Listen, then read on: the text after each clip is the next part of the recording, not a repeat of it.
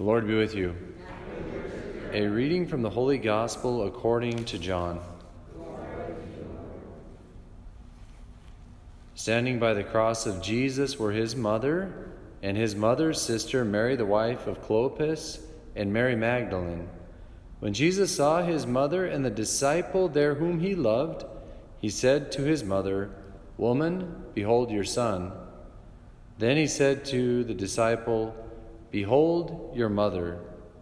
And from that hour the disciple took her into his home. The Gospel of the Lord. Praise to you, Lord Jesus Christ.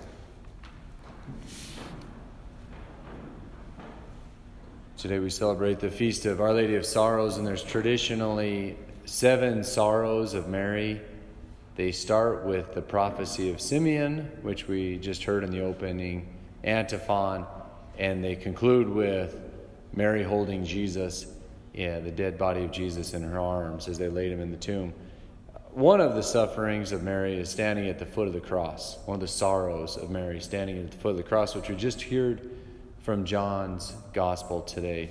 When Jesus looks first at his beloved disciple and says, "Behold your mother," and "Woman, behold your son."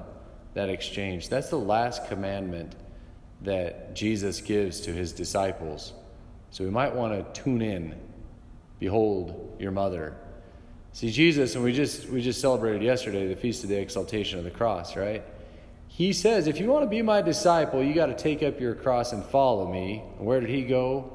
The cross, the crucifixion, not just carrying it. He was crucified on it.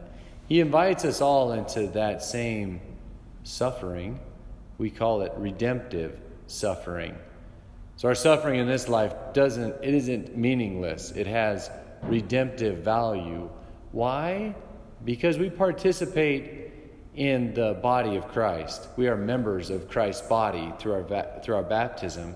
So when we suffer, Jesus suffers, and his suffering is redemptive. It's scientific, right? It makes sense. It's mathematical. So in the church, we use big words that are unpopular to a lot of people's ears, and one of them is called merit.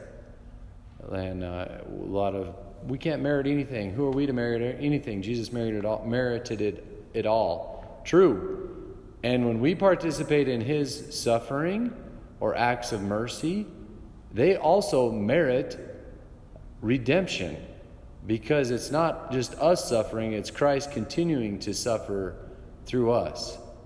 Kind of makes sense. We just mentioned merit in the opening collect. Merit. May we merit a share in his resurrection. We'll say it in the Eucharistic prayer. May we merit to be co-heirs of his resurrection, to that effect. So I'm just saying that as we begin this kind of leg in ordinary time, as we celebrate the Feast of the Exaltation of the Cross, the exhortation to us is to Mary. Behold your mother. That's the way forward. I am so convinced of putting ourselves in the arms of Mary that I encourage anyone to that devotion. I mean, some people are kind of trembling, like, I don't know if I should, trust myself entirely to Mary. And I'm just like, you'll be fine. Just push them off the cliff.